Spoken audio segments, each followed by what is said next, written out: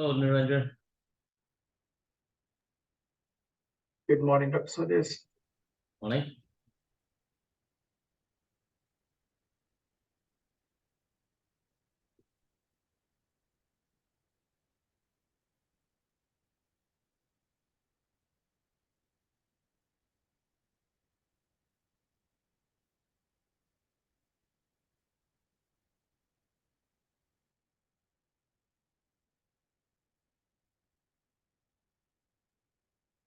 Yeah. Homework 6. It was due today, but I think most of the people I said that it is okay to submit on Monday also. We'll be studying that today also.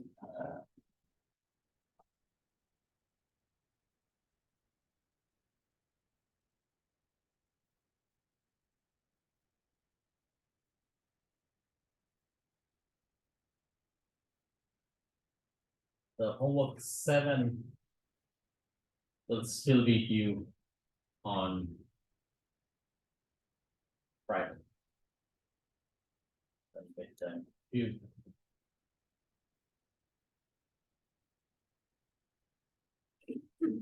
And midterm 2 will be the same.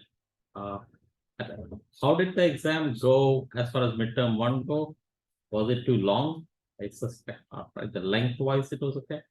Like 5 to 6 questions of that style, like relatively small questions. And that is, and hopefully you got an idea of what kind of questions it is. Like try to pick some small features from the homework. So if you work critically on the homework, try to go through all the details in the homework. That should really help in the exam. Like, would you agree to that? Like, yeah. We were doing complex numbers. We started talking about this is complex numbers. We are not really starting to do analysis, but in a minute, like hopefully today itself, we'll start doing analysis. Analysis is basically when you say what happens to the derivative and so on. So complex numbers, our basic idea would be there are two real numbers. Let's say z will be the complex number, and this x plus I times y. So x and y are real, and z is complex. So a good way to visualize a complex number is on a two-dimensional plane. So that's your x, and that's your y, and you say that is a complex plane. Like you have any quantity in a two-dimensional plane, so that's your z, let's say. So that point is z, and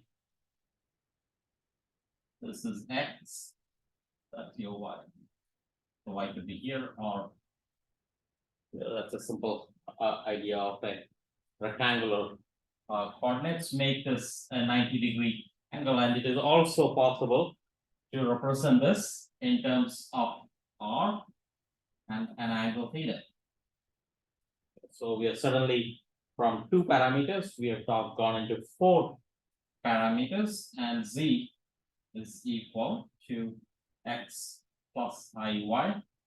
Right? So x is the real part, the real part of the complex number, and y without the I, so it is only the y is the imaginary part. Seen this before, and if we were to now replace it with r and theta, it is clear in this diagram. Using the properties of a right triangle, it is x is r cosine theta, and y is r sine theta. We have to worry about the multiplicity of the angle theta. Remember, theta here can go only from 0 to 2 pi. And when it comes to 2 pi, it is the same point again. So you say 2 pi is not included. It is only 0 that is included. So you want to keep theta in that range. Sometimes you also say or you can say theta is less than pi and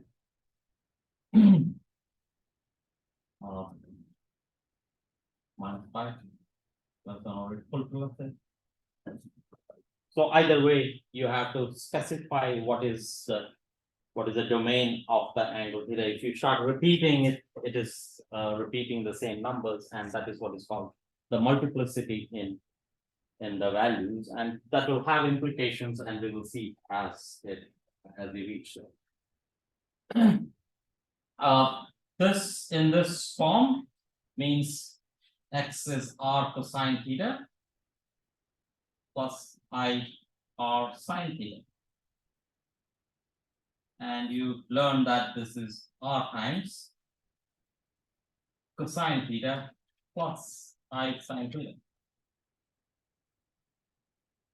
And one makes an observation that this is nothing but the exponential of I theta. It was not very obvious in the early days to make this conclusion.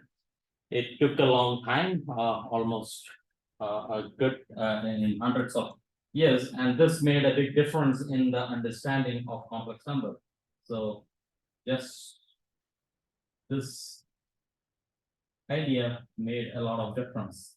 Today it might sound easy. I think you have attempted this in a quiz, that if you expand the series of cosine theta and expand the series of sine theta here, and then take care of this value of I in the appropriate sense, then it matches with the series expansion for exponential. And if series match for two functions, that means the function must be the same. And we learn that z is r times e raised to I theta. That plays an important role here, this representation. R will be called the magnitude of the complex number, and theta is the phase associated with the complex number. Okay, so theta is only the angle that's represented. If you were thinking of vectors in two-dimensional plane, it is very similar idea. You would say this is the x component of a vector, this is the y component of a vector. You would say r is the magnitude of the vector, and angle theta is the direction of the vector, right? That is how you talk there. So we suddenly have 4 parameters representing a complex number, and conveniently we will use either one of them. So again, for our purposes, z is equal to x plus iy, or it is also equal to r times exponential e raised to I theta or e raised to I phi. Sometimes I use the angle phi, sometimes I use the angle theta. Okay. Again, this is called the phase of the associated with the complex number. If you're doing addition of complex numbers, let's say z1 is equal to x1 plus iy1 is equal to r1 e raised to I theta 1, and if z2 is equal to x2 plus I y2, that has a length of 2 and a phase associated with theta 2. We would like to know what is the addition of this complex number, what is the subtraction. Complex algebra is you should be able to add the complex numbers, you should be able to subtract, you should be able to multiply, and in complex numbers you can even divide, right? In vectors you cannot divide by a complex number, and we already talked about z1 plus z2 is equal to, just as far as components goes, then it is just x1 plus x2 plus I times y1 plus y2. What is it in terms of magnitude and direction? What is the addition of complex numbers in terms of magnitude and direction? The x and or the real and imaginary parts simply add, But magnitude and direction do not add in a convenient manner. But what is it equal to? Suppose if I were to ask, let's say this is Z. And I call this R times E raised to I theta. What is R in terms of R1 and R2?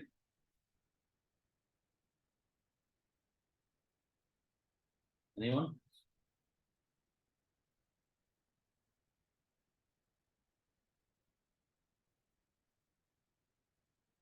The vector sum? Yeah, that's a vector sum, and how much is that? I mean, it is typically the vector sum, but. R prime? R prime. What does that mean? But R prime, I want R in terms of R1 and R2. Maybe the question is not clear. Is that clear? So what I mean is maybe diagrammatically to help. So if you have a vector R, let's say Z1. Like you're thinking in terms of vector, but this is a complex number, right? Z1. But addition of complex numbers is identical to addition of vectors. So it is perfectly fine to think of it as a vector. So that's Z2. There's a Z1 and a Z2, but you should be careful. Z2 is really coordinate dependent. So this is Z2. So that's Z2. This is your origin. That's Z1 and that's Z2. And Z1 plus Z2 would be here, right? So that's Z1 plus Z2. And we are talking about this is R. So that's R1, that's R2, that is an angle. That's theta 1, that's theta 2, and we are talking about this is the angle theta. So if this is R1, that's R2. And that's your R. How is R1 and R2 related to R?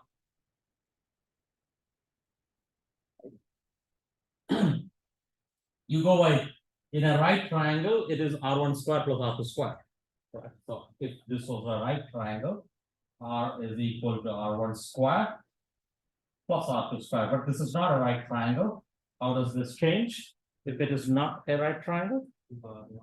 Very good, right? So it is the law of cosines. So it is minus 2 R1 plus, right? Because it has, so it is more than, it is 2 R1 R2.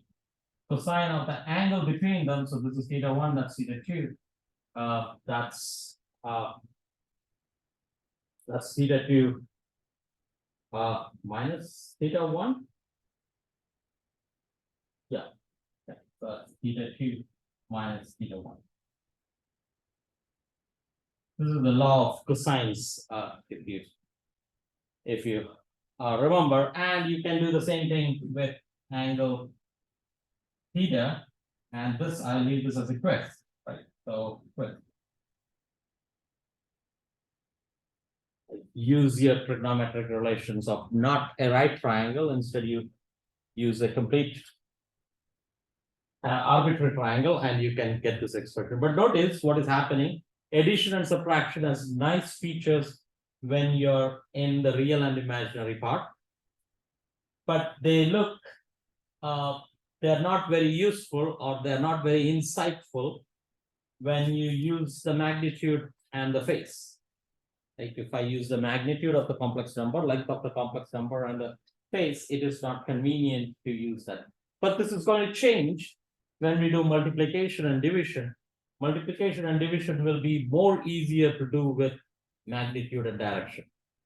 Okay, magnitude, it will be more difficult to work with x1 and x2 when we are doing multiplication. Same thing with subtraction of complex numbers. This you just change R and minus, but this now changes completely, right? So let me say this is plus minus, right? So you have to figure that out, what that complex numbers is. Okay.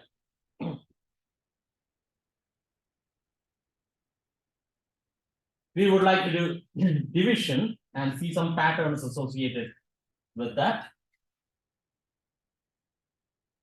Keep going with that.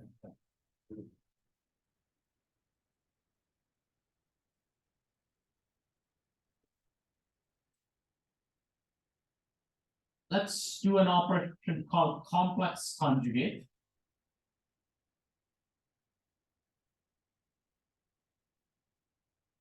And that will be represented by z star is equal to x minus I times y. So what you take is you take your complex numbers and simply replace I with minus I. In this case, since x is real, y is real, the only thing that changes is minus I. What is z star in terms of r and theta? So if z is equal to r times e raised to I theta, what is the complex conjugate associated with that? E minus I. You simply make it minus, right? So it is r remains the same, and this is minus I theta. That's an important process to keep in mind. So any complex number, so let's say this is a complex number z. How do you get z star? I'm flipping y. I keep the x the same. I change y to minus y. So I make basically a reflection about the x-axis. So that's your z star. So that's the geometric way of looking at your complex conjugate, and it is clear what happens. So if I were to have this to be my z, this is my z star. If this is angle theta, this is minus theta. That's how you would do z star. It is basically got by flipping y to minus y. There was a y here. This switch to negative y. So if you are in the second quadrant, your complex conjugate will be in the third quadrant. If you are in the third quadrant, your complex conjugate will be in the second quadrant. And so basically it is only fourth goes to one, third goes to second. If you know that, then we can do multiplication, or multiplication can be done more easily. So now if you have z1 is equal to x1, so the same idea there. X1 plus I1, 1, and this is R1 e raised to I theta 1, and Z2 is equal to X2 plus I Y2, and that's 2 times exponential I theta 2. If I want to do multiplication of complex numbers, so Z1 and Z2, I'll start by multiplying this, right? So this will mix up sufficiently. So notice what happens. Y1 times x2 plus iy2. That's equal to, you can do the algebra, so that's x1, x2. And the real part will also come from the cross terms or multiplying the y1 and y2 terms, which has a nice square term in it. That's minus y1, y2. And the imaginary part is I times x1, y2 minus x2, y1. That's perfectly okay, but notice usually it's not very there's a mistake here, right? What's the mistake? The negative sign is not there, right? So it should be plus.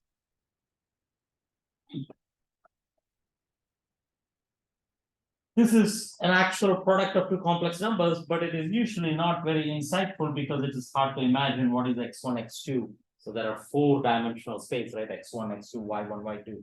The 4 variables, what is the geometry associated with it? In the magnitude and direction instead, this is very convenient because you just multiply these numbers, right? So when you multiply, this is R1, R2, e raised to I theta 1, and e raised to I theta 2, right? That's your multiplication. That's very simple. It's the product of two numbers and the faces add up. That's the big advantage you have of using the magnitude and the face. When you're multiplying numbers, the faces add. Okay, so this is what we want to capture, we want to geometrically understand, so if that is the case, I should be able to. Without actually doing the coordinates, I should be able to do this multiplication, so let's think of a scenario, so let's say geometrically speaking. That's my complex plane. Let's say this is Z1. And let us say this angle theta1 is equal to, to begin with, let's say this is 1.0, so let's say unit length times exponential of I pi by 6. Pi by 6 is 30 degrees, right? 180 by 6, so that's 30 degrees. That's pi by 6. 30 degrees. Let's say we have another complex number here, which is equal to 0.5 times exponential of I pi by 3. What will be the product of these two numbers? Pi by 3 number is 60 degrees. So when you want to multiply them, you simply use this, right, geometrically. So V1, V2 is equal to 0.5 times 1.0 times exponential of I times pi by 6 plus pi by 3. That's equal to 0.5 times exponential of I pi by 2.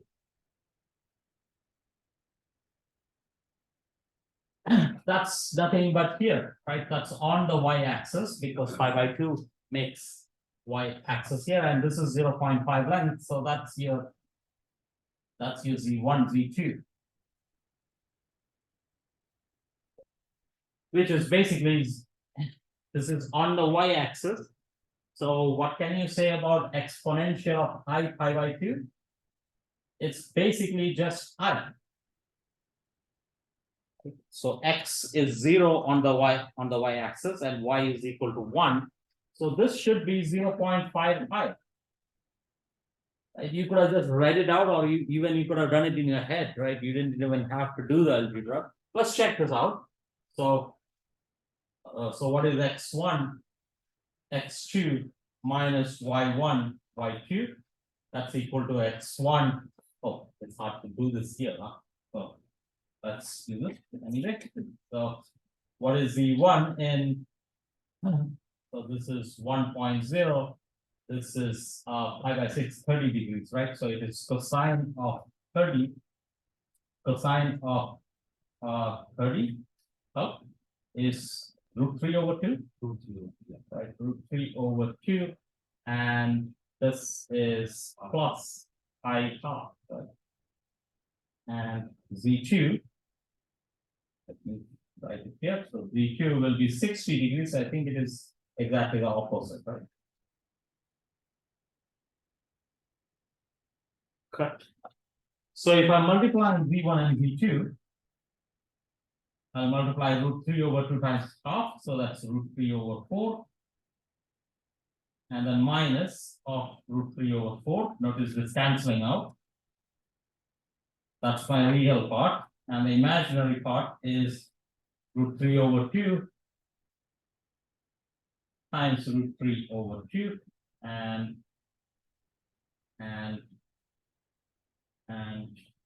plus 1 by 2 times 1 by 2. That is 0 clearly, and this is 3 by 4 plus 1 by 4, which came out half. Or did I make a mistake here? So this is plus I, 3 by 4 plus 1 by 4, which is pi. We said it is half of I. What did I mess up? Huh?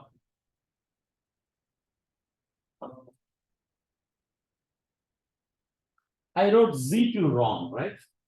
That's it, it's on. Yeah, this should be multiplied by half because there's a half in the front, so there's a half there. So this is half. But will that disturb everything else? No, because no, not here. So there is a half here, so this becomes half, and there is a half here. That cancellation doesn't bother, but this half and this half basically there's a half here. So that's 0.5. Notice this is algebraic. Sometimes, I mean, each of the method has its own power.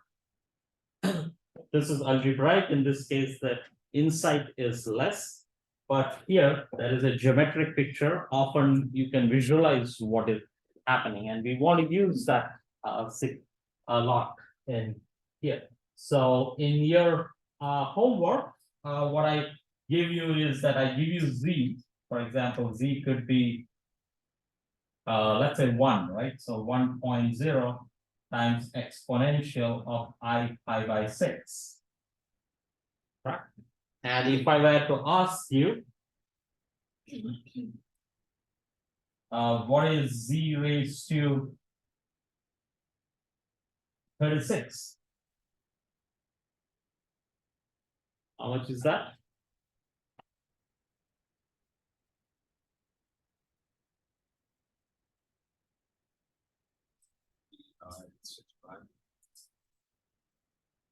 How much is that?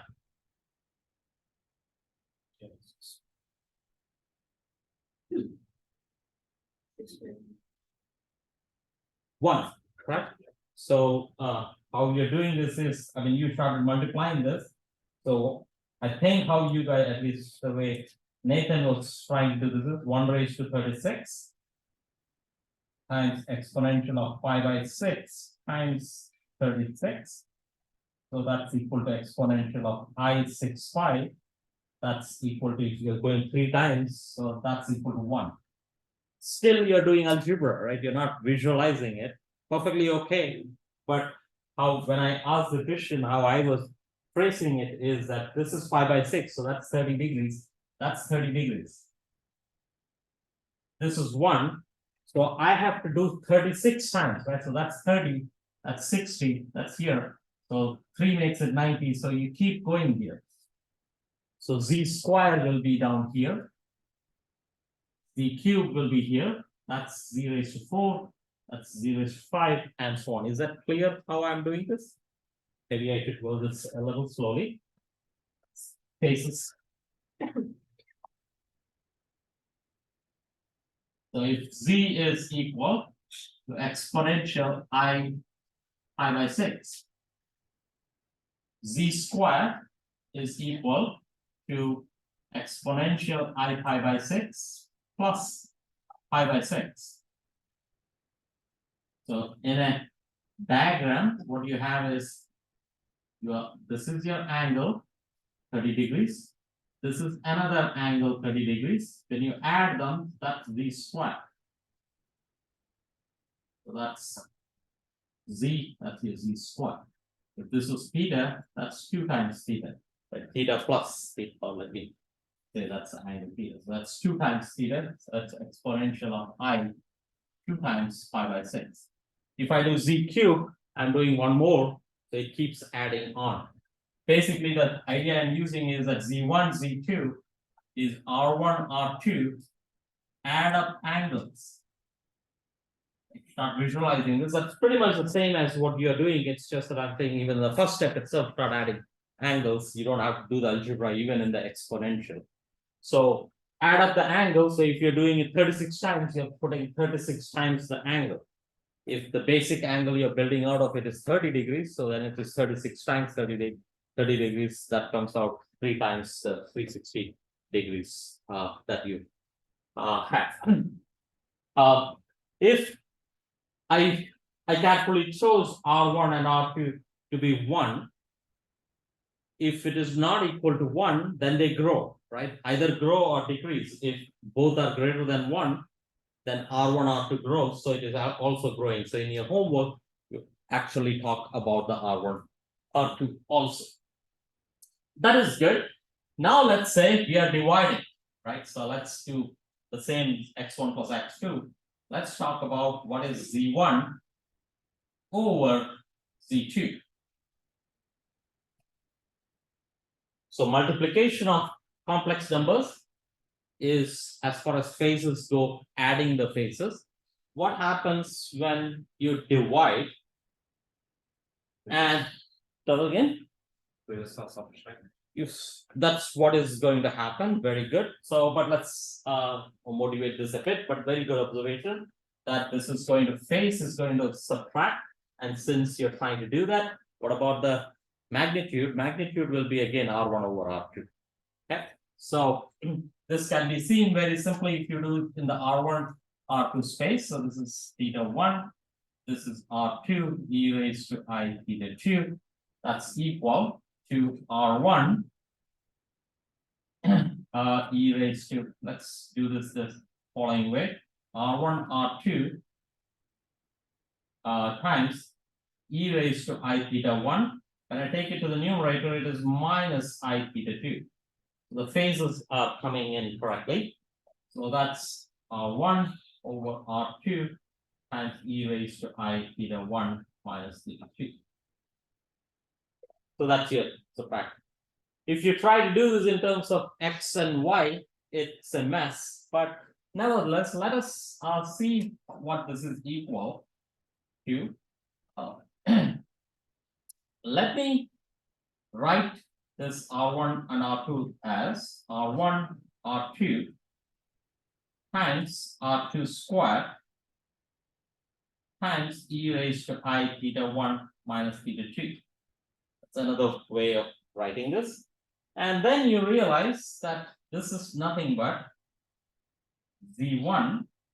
So I'm multiplying, so we're dividing z1 and z2, but that is this understanding that instead of multiplying or dividing z1 and z2, you multiply z1 and z2's conjugate, z2 star, and divide it by z2 times the complex line. So basically, what I've done is I started with z1, multiplied with the conjugate, and divided by conjugate. That should be perfectly fine. But in the denominator, what is z2? Z2, the complex conjugate of a complex number multiplied by the complex number itself. It is just a square. So that's probably we should have. Yeah, so it's a good point, right? So if I were to multiply z, like visually speaking, so that's your z, and that's z star.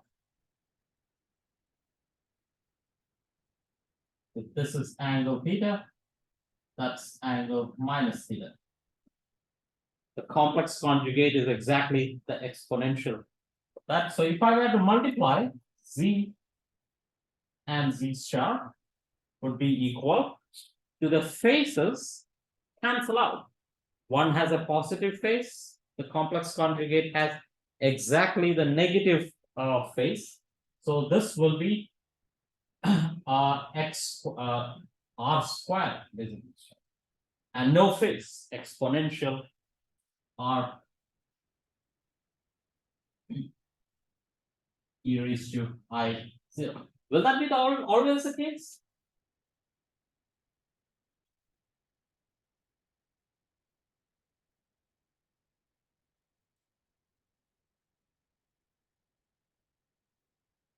Will this always be 0?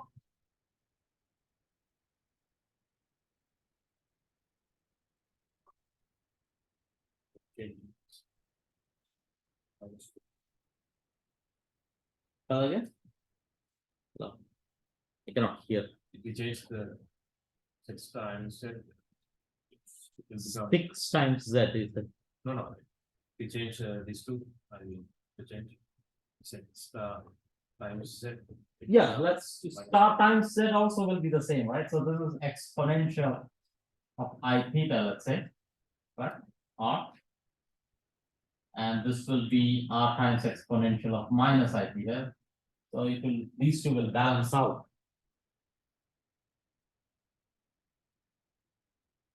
Isn't it? My question is that what if it was in the second quadrant? Is this always respected? So let's say theta was in here. That times this, how does that work? Will that be pi, e raised to I pi? Because now we have somewhere here. So I want you guys to do here right now. So I said z is equal to 1.0 times 90, right? 180, let's say 120. 120 is how much in it's a 2 pi by 3. But you guys will start doing algebra, that's the problem. So let me not give you this. Okay. Because the moment you do algebra, then that's sort of cheating. So let's say this is your z. What is z star? Z star, I suppose, is a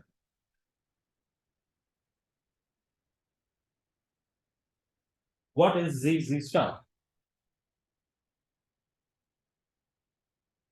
Where is it?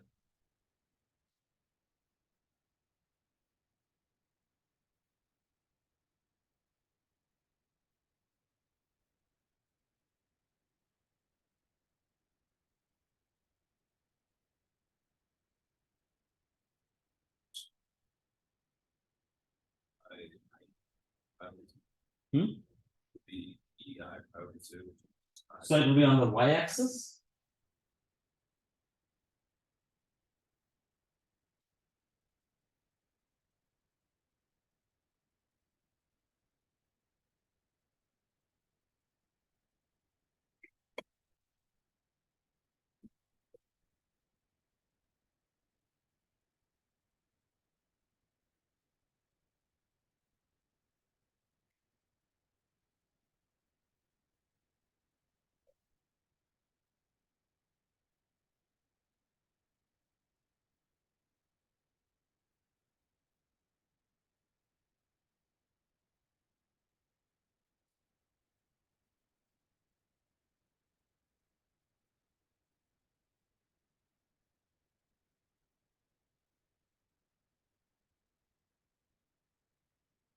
Was it pi minus theta?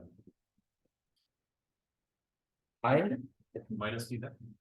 So that's pi. Where is theta? Which angle is theta? Guys.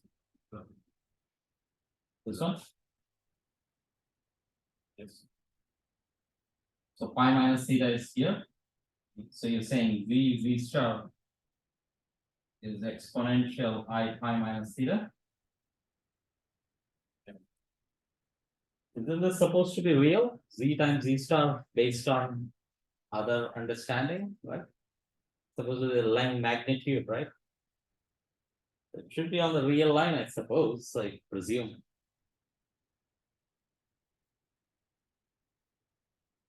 Okay, quiz.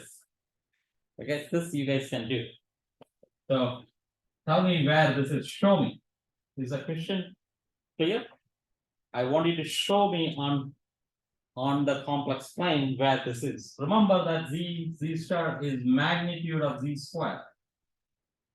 Right? That's also true. So if you think of it, z is x plus iy, z star is x minus iy, z times z star, if we multiply, that's x squared. The cross terms cancel out. So it is x squared plus y squared. Sum of two real numbers, square of two real numbers, it can never be zero. In fact, it is not only on the real line, it is on the positive real line. Okay, so z times z star, so this is angle theta, let's call it theta 1. This is angle theta 2. What is theta 1 plus theta 2?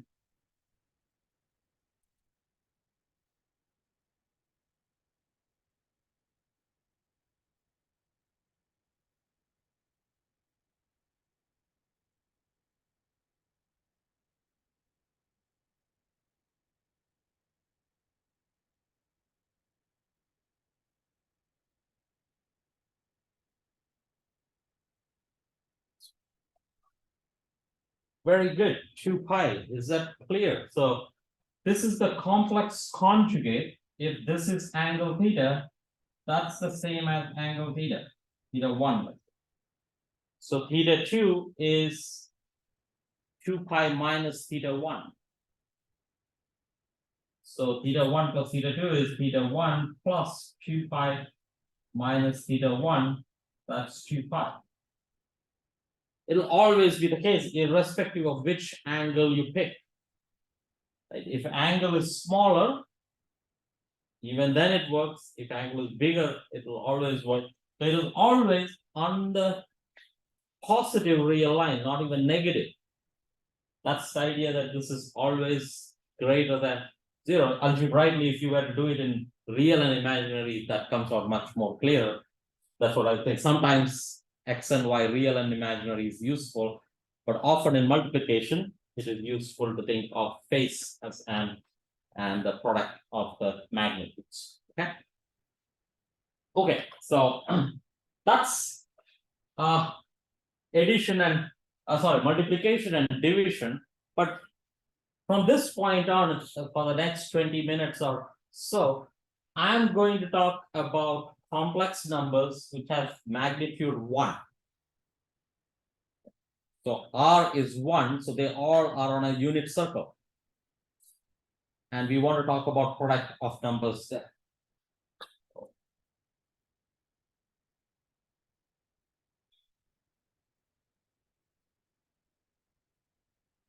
So I like to ask these questions in your you notice that I asked simple, very short questions in the exam. So these are some of the questions I ask, right? Suppose there is a z, what is z times z star? You should be able to think and decipher what is the quantity. And from my perspective, and you will yourself agree that once you see the solution, then it seems like, oh, it was very easy. But at that time, it's not necessarily easy. So that's the kind of question we can expect. And in this topic, there is a lot of them. So let's say that is z is equal to 1 times e raised to I theta. Right? So that is a unit magnitude or unit length. And this would mean that this complex number is on a unit circle. Depends on where angle theta is. That's angle theta, and that's unit circle.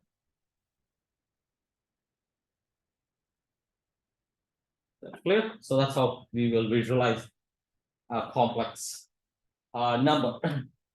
Remember, if it's a unit circle, if I do z square, I just do 2 times theta. Z cube is 3 times theta. Z raised to 4 is 4 times theta.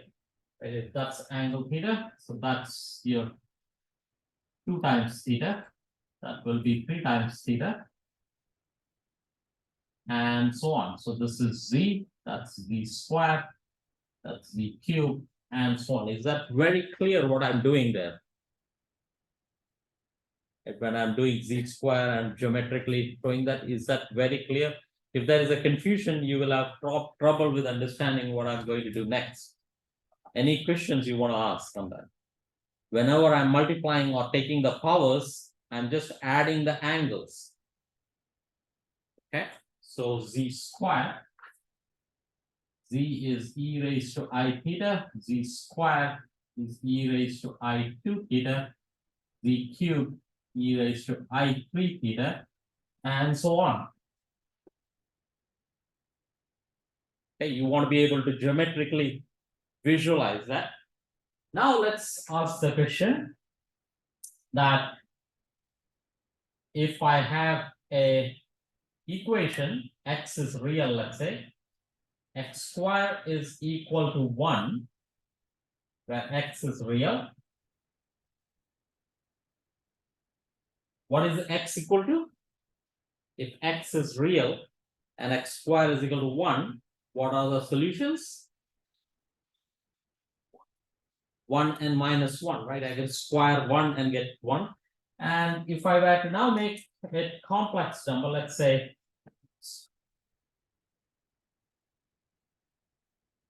If I were to now make x squared is equal to -1 and x is real, what are the solutions?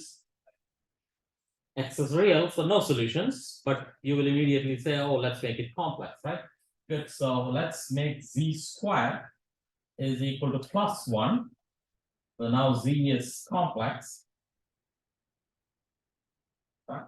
And you would say z is equal to plus or -1.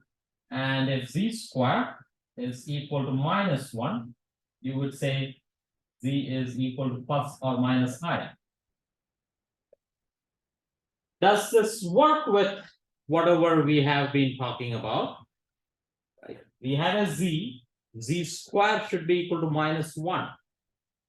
Right. So let's look at this. What are the two complex numbers? So this is plus or minus I. This is equal to e raised to I pi by 2. What is minus I as a complex number?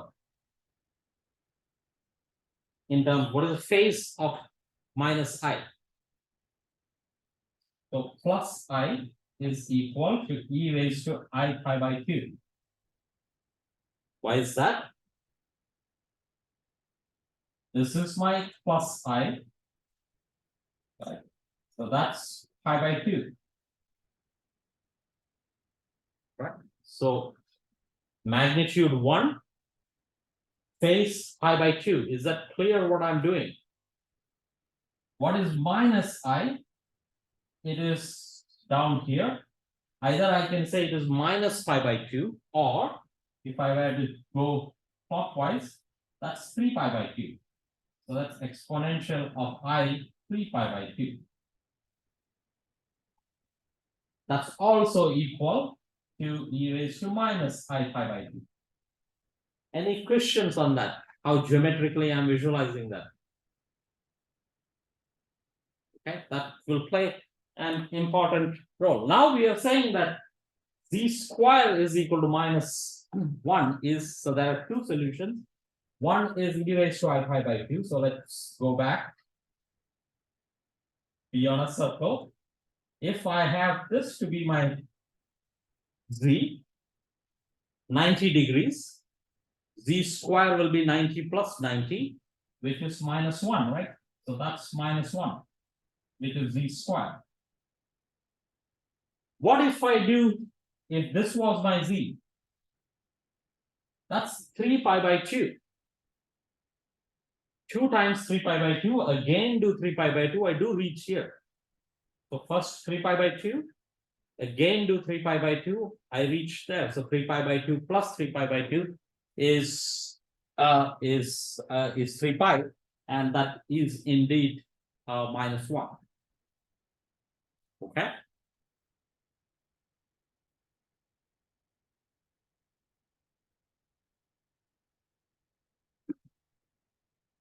What are the solutions for z raised to 4 is equal to +1?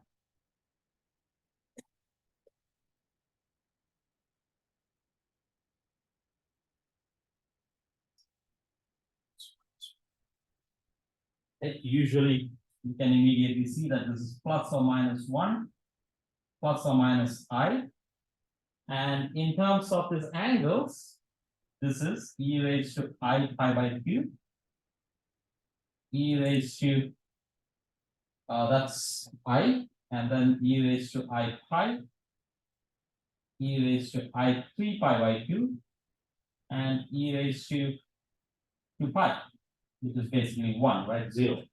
Is that clear? So that is I, that is -1, that is minus I, that's +1. Is that clear? Any questions? Okay. Is that clear how I'm writing that? If that is the case, tell me what are the solutions of z raised to 4 equal to I?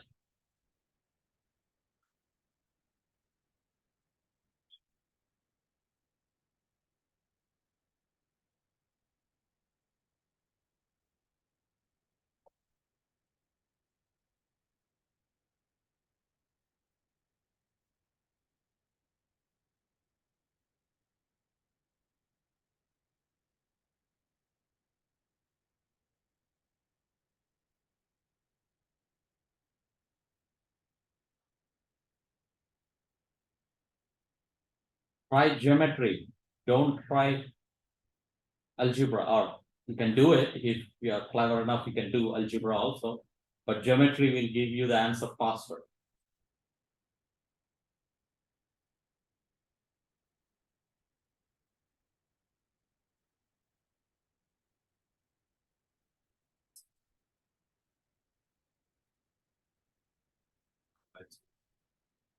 Hmm?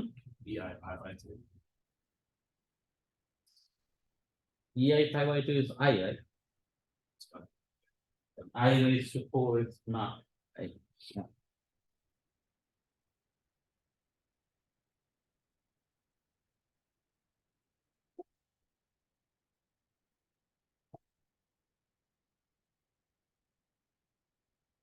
Let's do simpler maybe, okay? 0 raised to 4 maybe too much. Would it be EI pi by 8? Yeah. Very good. Very good. So pi by 8 is somewhere here. Very good. Like, so this is I.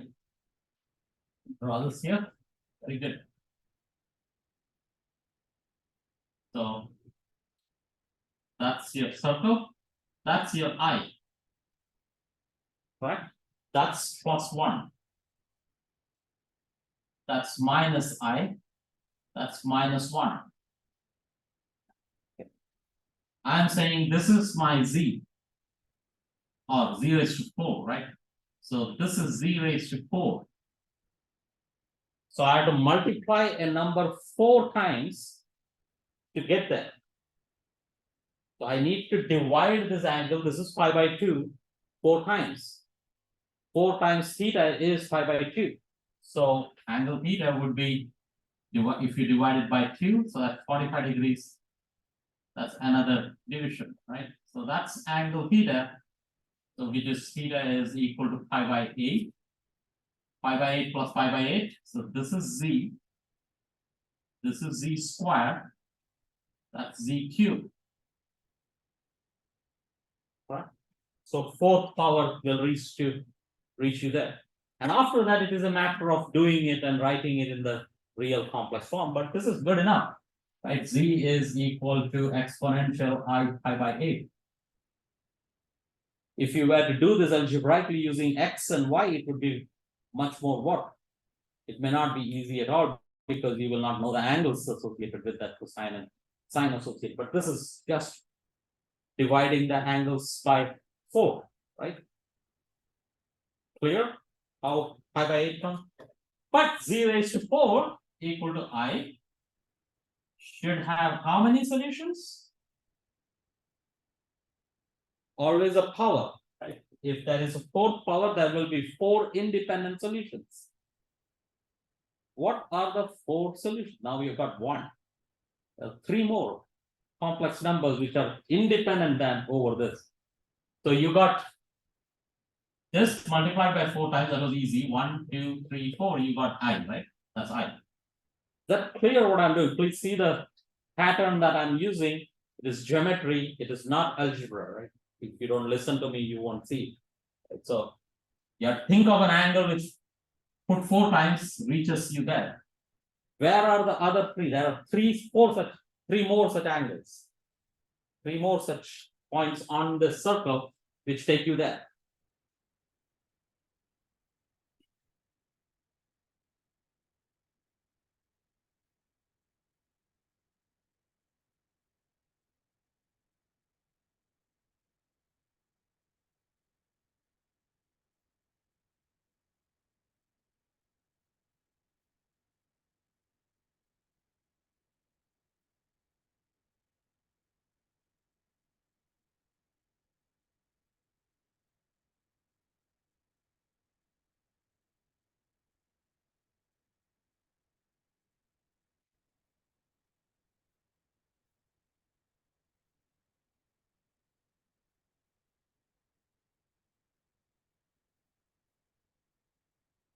It might be harder to see.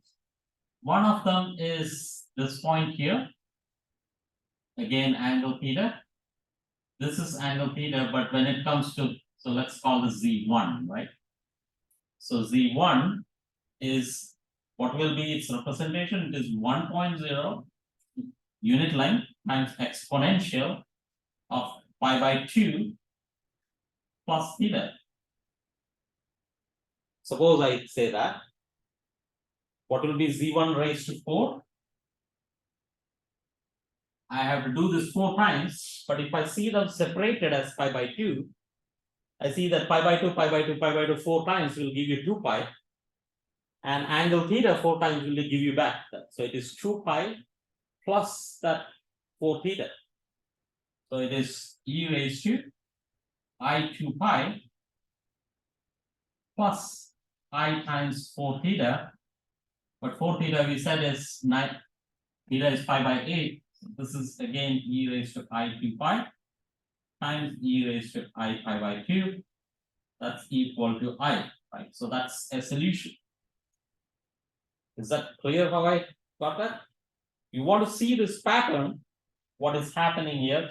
I'm going to do pi by 2. What's the next one? Any guesses? Now that I show you one of them. There are more, right? The 4th solution. I've got 2 now. The next one is basically theta. If you add here, that's your z2. So z2 raised to 4. So z2, let's say, is exponential of I pi plus I theta, or pi plus theta. So I'm taking pi plus theta. It is basically across from z on that circle. Again, if you see z2 4, that's equal to e raised to I 4 pi this time, and e raised to I 4 theta, and that's again I. So this one was 2 pi circles. So every time I go in a circle, I'm getting a new root. Right, so 2 pi divided by, so this one was 2 pi divided by 4 and an angle theta. This one was 2 pi divided by 4 pi divided by 4, which is pi, and an angle theta. Next one you can guess will be 6 pi divided by 4, and that will be down here. Right, so this will be this point. That's your z3. So z3 will be e raised to I 3 pi by 2 plus theta. Again, you can check that z raised to 3 raised to 4 is equal to I. Is that clear how I went about it?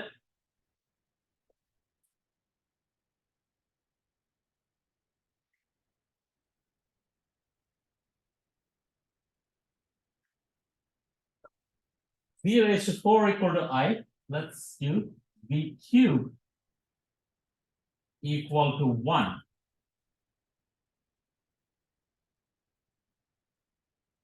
So what are the points on this unit circle, which there are 3 solutions for it? So you say, what are the roots of unity? What are the 3 cubic roots of unity?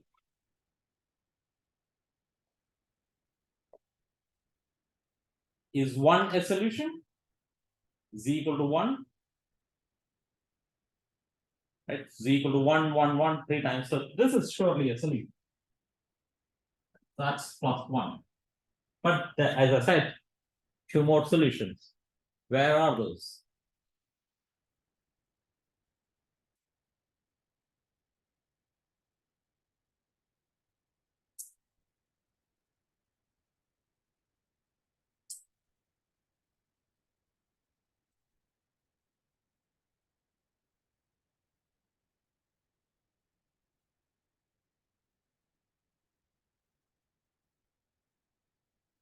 So algebraically, how you will see this is, let's say we are interested in z is equal to e raised to I theta, right? Z cubed is equal to 1. 1 is nothing but e raised to 0, I times 0. It is also equal to e raised to I times 2 pi, or e raised to I times 4 pi, and so on.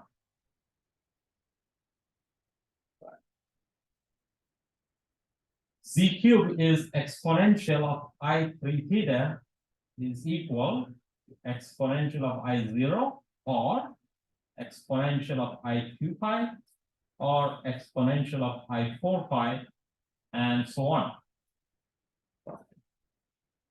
Equate them. This means 3 theta is equal to 0 or 2 pi or 4 pi or so on. So theta should be 0, which is the first solution we found. Divide by 3, 2 pi by 3. That's how many degrees?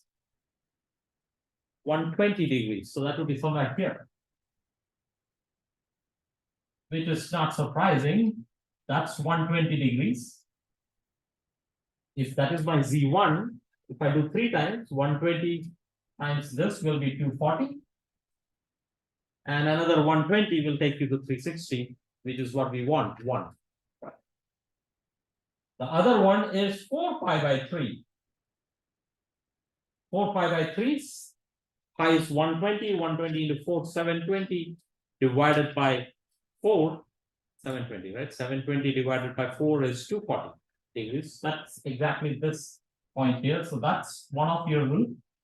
That's one root here, so Z2, and that's the third one. So the solutions will be the, let's say, 1, usually it says Z0, right? So Z0 will be equal to e raised to I0. Z1 will be equal to e raised to I2 pi by 3. And Z2 will be equal to e raised to I4 pi by 3. The naught cube is equal to 1. The 1 cube equal to 1.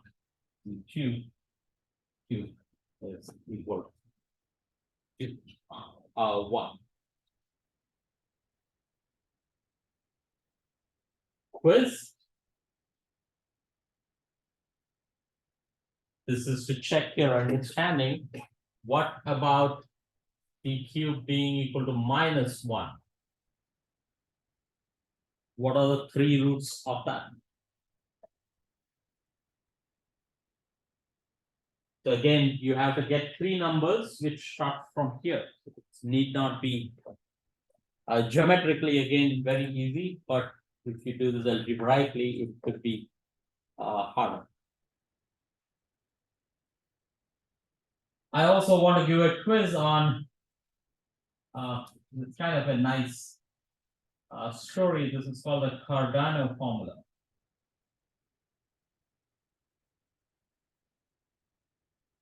Check out the history associated with that. So it's kind of a nice story, a dramatic story in a sense in the history. So it is just good to be aware of. And these are all called cubic equations. Like you have a quadratic equation. These are simple cubic equations. A quadratic equation has how many solutions? 2, right? Quadratic equation has 2 solutions, and you have a formula for that. What is the formula for quadratic equation formula? X equal to? Minus b plus. Very good, right? Suppose I write cubic equation ax cubed plus bx squared plus cx plus d equal to 0. That's a cubic equation. Have you learned the formula for that? You should. There is a formula for it. Look it up. Given a cubic equation, you should be able to solve it. Okay. What about 4th power? Right? And think of it as complex, and then cubic equation will have 3 solutions, like quadratic equation has 2 solutions. Cubic equation has 3 solutions, and that's what Cardano did. Cardano was the first person to find a formula for the cubic equation, and the history associated with it is very interesting. That there was a rivalry, and one of the rivals thought he will cheat, saying that I solved the solution. In those days, you don't publish, you keep it to your secret, right? There used to be you come to a court and then you fight with each other. You give a fight in the sense you give a question, and if the other person is not able to answer, you basically lose. So you always want unsolvable problems like that. Only you know the solution. So Cardano said that Cardano's rival said that I solved it, but he really did not have a solution. But Cardano, hearing that he has solved it overnight, he solved the problem. He really solved the problem. That's like the homework problem. When you do homework problems, you know that there is a solution. So you really work hard towards it. In research, you're always afraid that maybe there is no solution to this. I'm in a wrong direction, so you don't have the confidence to go in it. So, so that's a nice story. But anyway, so that is cubic equation. Similarly, quadratic quartic equation can also be solved. Okay, so this is x squared can also be solved. But a pentic equation cannot be solved. Okay, there is no solution, and not only there is no solution, there has been a proof that you cannot find a solution for a pentic equation. In terms of when you say you cannot find a solution, it means that you cannot find a solution in terms of rational function and known well elementary functions. You cannot find a solution. You can only get integral representations or more complicated version. A series expansion is not possible for a pentic, and anything beyond pentic and beyond you cannot. So that's something you should know. And these things play an important role when you're doing numerical work, because if you're finding the eigenvalues of a 5x5 matrix, you need to find the determinant. Right? If you want to find the inverse of a matrix, you want to find a determinant that will involve a fifth order equation, and you cannot get an analytic solution. Impossible. So you have to go into numerics. That's the only way possible. So those are things that will be useful. 2 more minutes. I'll just say one sentence that we will be talking about derivative on a complex plane. That is what is called an analytic function. It is very special in the sense if you're taking the derivative in a vector space, in a 2-dimensional vector space, which is a gradient. The gradient depends on which direction you come from. Right? Gradient of a function, think of 2 dimensions, like you're climbing a mountain. The gradient depends on which direction you're coming from, right? Mountain need not have the same gradient in all directions. If you're on a complex plane, we will define a derivative associated with a complex plane. It will be the same gradient in whatever direction you come from. It is independent of how you come from. So functions are very constrained in a complex plane. Their gradient has to be the same in whatever direction you come from. So the derivative of a complex number is independent of what direction you approach it from. So that's what is called an analytic function. That's what we will explore. And again, geometrically, it is very powerful. But it's hard to visualize because it's a 4-dimensional. Like there is a function, variable z. There is a function which is also complex numbers. So it is 2 + 2, 4 dimensions. So it is very hard to draw things out. We'll discuss this. I'll stop here and we'll talk about analytic function next time.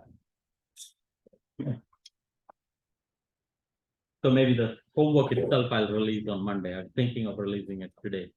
So the new homework I'll release on Monday and make it due probably the next one. Yeah.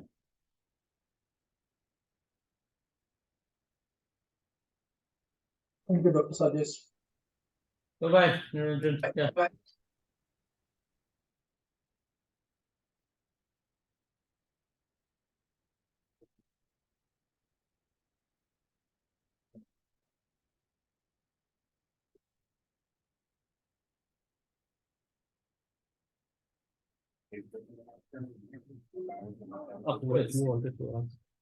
What is an analytic function? Yeah, we cannot create this derivative of this function at every point. Not, yeah, we'll do this, but that's okay. The homework? Oh, yes, that is a bonus question also, right? Yeah. Is it today? Yeah. Yeah, okay. Did you guys all, there is Aryan. He already gave.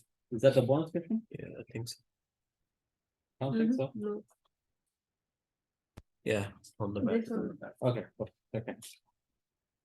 Okay. Yeah, this one is the bonus one. Did you write bonus on it? Yeah. Right. Mark it as bonus, okay, I'll look into it. Okay, my quiz question is in the next year. Back of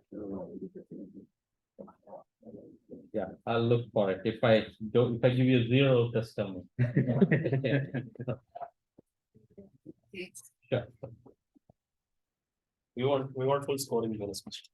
Okay, fine, yeah, that was the idea that. And